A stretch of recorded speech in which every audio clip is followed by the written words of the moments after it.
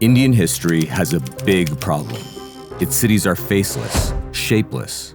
If I talk about ancient Rome, your imagination will construct marble columns and cobblestone facades, wine bars and togas.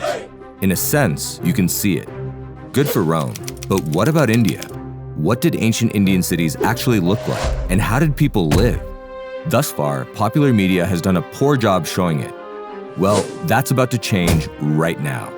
Today, we're going to reconstruct a hypothetical ancient Indian city from scratch, using both archaeological evidence and the written record as a guide.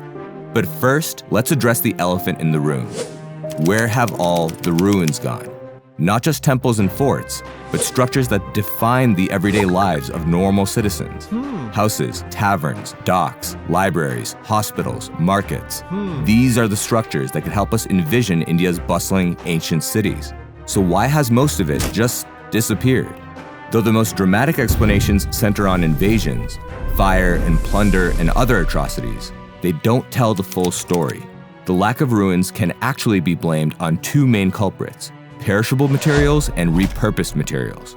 Throughout Indian history, wood, mud brick, and stucco were used to build everything from arenas to houses and markets, many of which were beautifully carved, tiled, and painted. But these materials are vulnerable to the elements. If not properly maintained, they will rot and decay and collapse. And in the event of a fire, they will burn. These structures almost never survive for more than a few centuries, leaving us with nothing but a few stone ruins surrounded by empty plots of land. That being said, even stone buildings were destroyed so that the materials could be reused elsewhere. After a period of political upheaval, entire cities might be torn down, the stone repurposed for new buildings, ruins cleared to make room for pastures, and unused infrastructure turned into quarries. Temples and other religious structures were the few to avoid this removal-reuse paradigm. But this gives us an incomplete picture. Because most of what we see today are ancient temples and monasteries, we tend to paint Indians as a one-dimensional spiritual people. Got all that context? It's time to build an ancient Indian city from the ground up. With help from our team of architectural historians, we've put together a blueprint for the sort of Indian megacity that would have existed between 500 BCE and 500 CE, an era of intense urbanization. Let's name our city Compaspur. So here's what we need to build for our ancient Indian population. We're gonna have to build all of that. Let's jump right in. First things first, we need toilet facilities, because when you gotta go, you gotta go. Based on the archaeological evidence, we know that ancient Indian toilets were rather sophisticated in their design and construction. Toilets were built into shallow pits lined with terracotta, brick, or stone, and the waste was disposed of through channels connected to the citywide sewage and drainage system. In fact, the sewage and drainage systems in ancient Indian cities were among the most advanced of their time. Primary sewage and drainage lines were made from brick and stone and ran along the main streets. These were connected to the smaller lines that carried waste away from individual houses. Sewage and drainage lines were sloped to facilitate the flow of waste and were covered by stone slabs to minimize bad odors. That's right, no open sewers.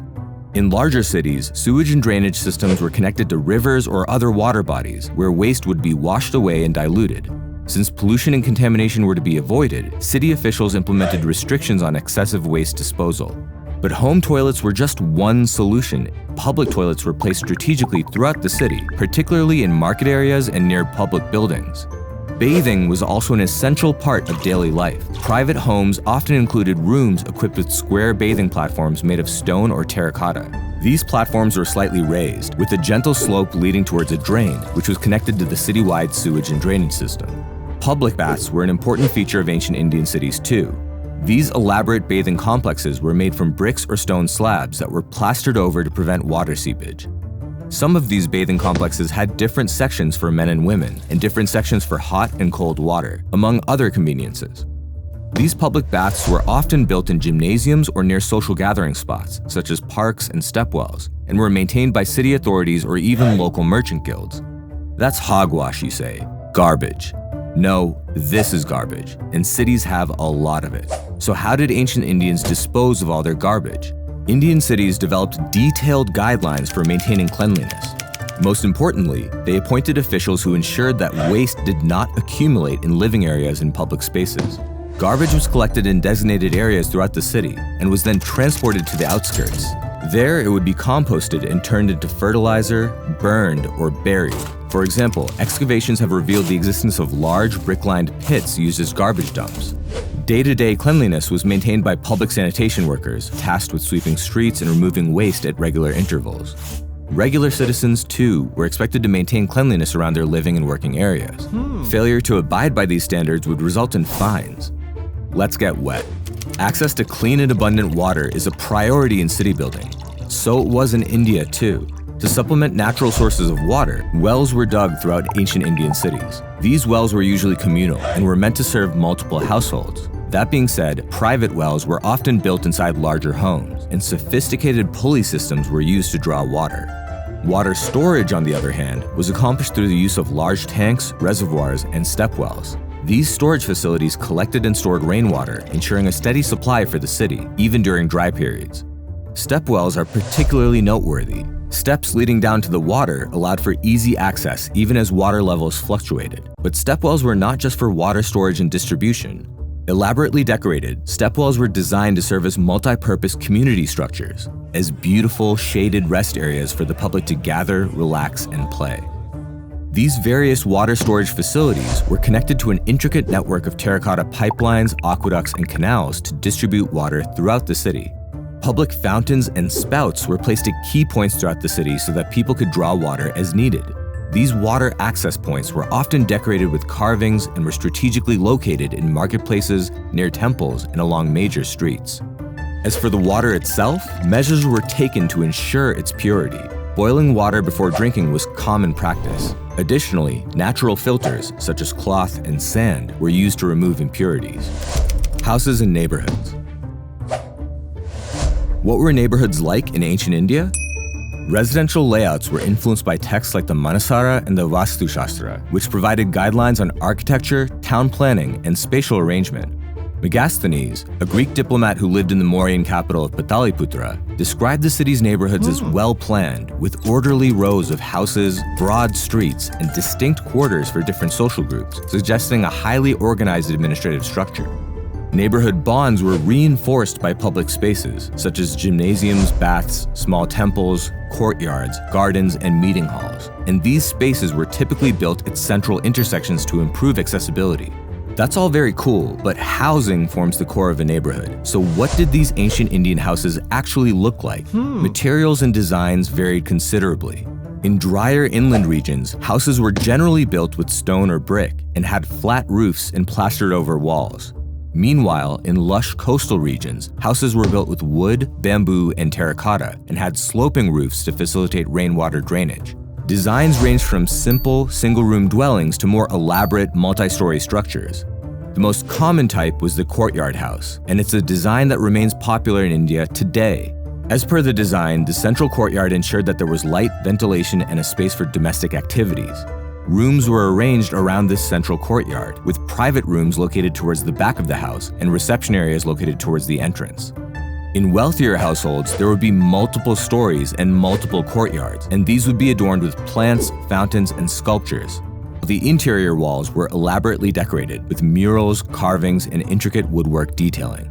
Side note, it's important to reiterate that ancient Indian cities were not flat. In fact, they were full of multi-story structures, houses included. Fortunately for the people of Compaspur, ancient Indian cities were thriving hubs of entertainment.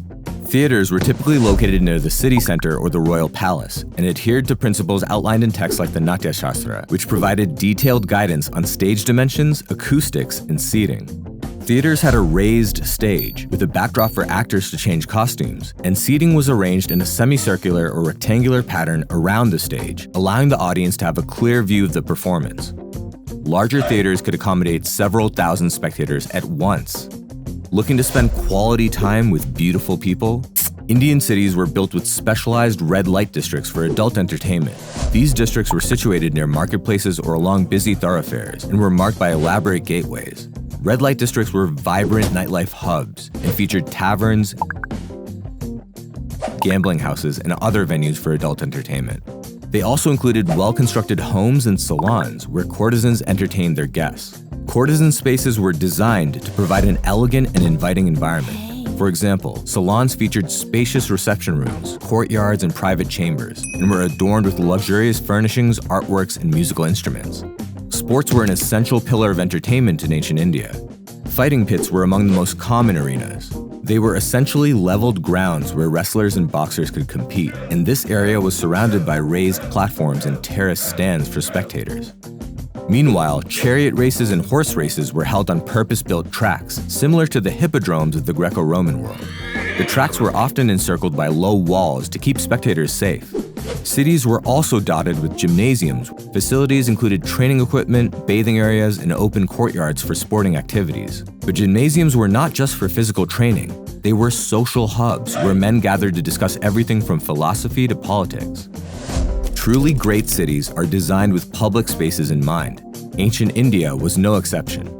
Town squares were central to the social and commercial life of ancient Indian cities. They were located at the crossroads of major streets and served as focal points for public gatherings and activities. Smart design enhanced these aspects. Town squares were open and spacious, paved with stone, and were adorned with pillars, statues, and gateways for both decorative and symbolic purposes, and trees were planted to provide shade.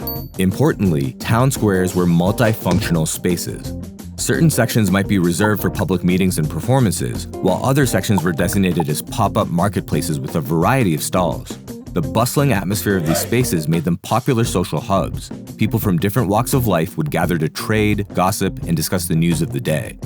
Public parks and gardens were common features in ancient Indian cities, providing an additional space for relaxation, exercise, and socializing. They were also venues for community events, such as fairs and festivals. These spaces were meticulously maintained and incorporated a variety of elements: benches, pavilions, elaborately carved fountains, manicured lawns, groves of trees, flowering plants, shaded walkways, ponds, and lakes. Foreign visitors to India were extremely impressed. In his writings, the Chinese monk Xuanzang gushed about how scholars would go for strolls and engage in discussions amidst the well-maintained greenery. Markets and commerce. Urban markets were central to the economic life of ancient Indian cities. Markets were housed in large, open-air courtyards surrounded by a dense thicket of shops and stalls, made of wood primarily, and the ground was paved to accommodate heavy foot traffic. Interestingly, markets were often walled and gated, with guards stationed at the exits to provide security and collect tolls. Different areas were designated for different goods. The atmosphere of these ancient markets was lively, haggling was common, and the air filled with the sound of merchants calling out to customers and the clatter of goods being exchanged. And in the event of a dispute, the parties involved could use one of the special courts established within or near marketplaces. Beyond markets, ancient Indian cities had specialized commercial districts for certain trades and industries. For example, there would be zones for pottery, metalwork, and textile production. These specialized districts featured rows and rows of workshops and warehouses where artisans produced and stored their goods, respectively. And the presence of decorative motifs on doorways and windows suggests that, even in these industrial areas, aesthetics were not entirely neglected. Commercial districts were often managed by guilds, which also played a significant role in regulating trade and maintaining quality standards. The physical presence of guild halls underscores their importance. The earliest references to healthcare facilities come from Buddhist sources, which mention the establishment of hospitals funded by rulers and wealthy patrons. Hospitals were designed with multiple wards, each catering to different types of ailments. For example, we know that there were separate wards for surgical cases, infectious diseases, and general care. These buildings typically included open courtyards, shaded verandas, and well-ventilated rooms. Notably, hospitals in ancient India served as training centers for medical students so that they could gain hands-on experience under the supervision of older physicians. But there were also smaller healthcare centers for minor ailments. Clinics and herbal dispensaries offered outpatient care. These clinics were run by practitioners who were trained in different branches of Ayurvedic medicine. More specialized medical facilities existed too. For example, surgical centers were established in larger cities. The famous ancient Indian physician Sushruta, often called the father of surgery, described the procedures performed at these centers, which included cataract surgery, rhinoplasty, and orthopedic surgery. Worth noting, free medical care was extended to all citizens. Interestingly, Megasthenes found it odd that Indians had access to medical care regardless of their wealth or status, which was unlike anything he had seen in his Greek homeland. By the late Vedic period, large-scale educational institutions began to emerge in India's urban centers, sometimes attached to religious complexes, sometimes not. Based off student registration records, we know that universities like Takshila and Nalanda attracted students from across India, Central Asia, China, and Southeast Asia. Universities were not organized in a single building, but were instead a collection of colleges and schools spread across the city, each specialized in certain fields of study, such as medicine, law, mathematics, military science, and the arts. University structures included large lecture halls, libraries, and even residential quarters for students and teachers. In addition to formal educational institutions, ancient Indian cities had public libraries and informal centers of learning. These libraries were often attached to temples, palaces, or other significant buildings, and were accessible to both scholars and the general public. Public libraries were housed in large, well-ventilated buildings, with environments carefully designed to preserve the collection of palm leaf and bark manuscripts. The interior structure included reading rooms, as well as open spaces for group discussions and lectures. Government buildings. In ancient India, palaces were more than just royal hangouts. They were hubs of government, abuzz with state business. Indian palaces were architectural marvels. In Pataliputra, for example, the main palace was made of polished wood and was decorated with carvings and inlays of gold and precious stones. Grand entrances, large courtyards, and impressive gateways reinforced royal authority. Palace complexes were expansive, comprising several buildings, among them the king's private quarters and administrative offices, the treasury, and the assembly hall, which was a venue for council meetings and other official gatherings. Most importantly, the palace complex housed royal courts, with judges presiding over both civil and criminal disputes. But palace complexes were not the only source of governance. Administrative offices dotted the landscape of Indian cities. There, the day-to-day operations of the state were managed, from tax collection to trade regulation. Archaeological evidence suggests that these office buildings were built with brick and stone and features storage areas for sensitive documents, as well as spacious halls for conducting official business. Between 500 BCE and 500 CE, cities across the subcontinent saw the construction of numerous temples, stupas, monasteries, and other religious structures for its various faiths. These were not just places of worship, they were vibrant centers of community life and education. Each religious complex involved its own unique layout, with decorative towers, shrines, ritual halls, courtyards, and walking paths. That being said, certain aspects of the design had shared elements. For example, these structures usually had intricate carvings depicting mythological events relevant to the faith. The construction of a religious complex was a major civic project, often supported by kings and merchants, and there were significant economic benefits in doing so.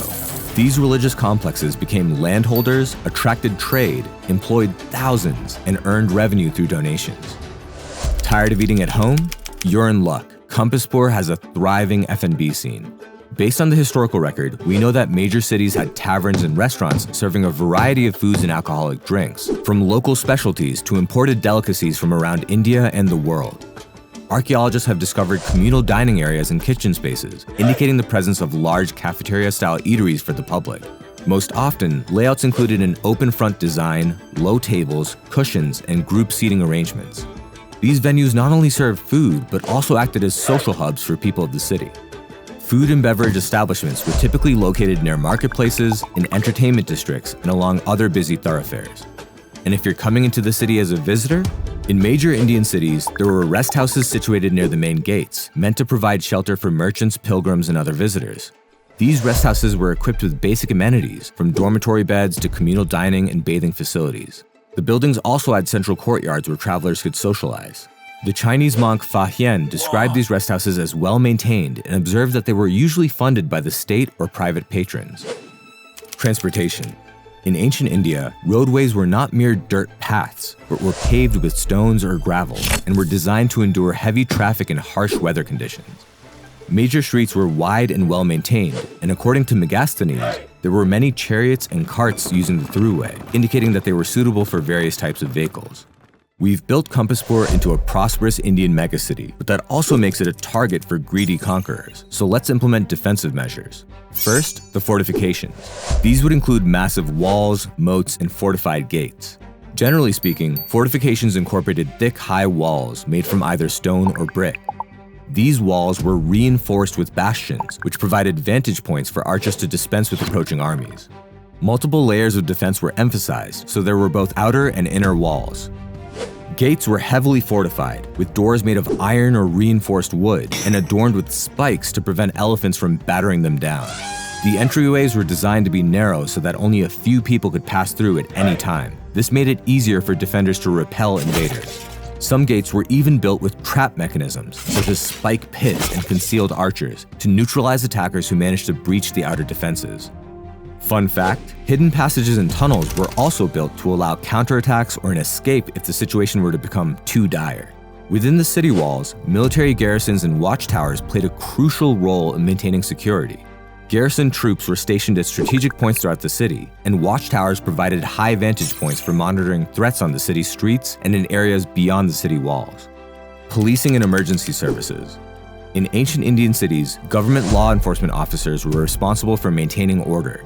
They were tasked with patrolling urban areas, investigating crimes, and ensuring public safety. And to better execute their duties, they often worked alongside local guilds and community leaders. Now, to ensure that Compasport doesn't burn down, we need firefighters, especially since many of our structures are built with flammable materials like wood. Texts like the Arthashastra mention the presence of fire brigades equipped with water buckets, wet blankets, and sand, and public wells were strategically placed for immediate access during a fire. So there you go, an ancient Indian city built from scratch. And now you know.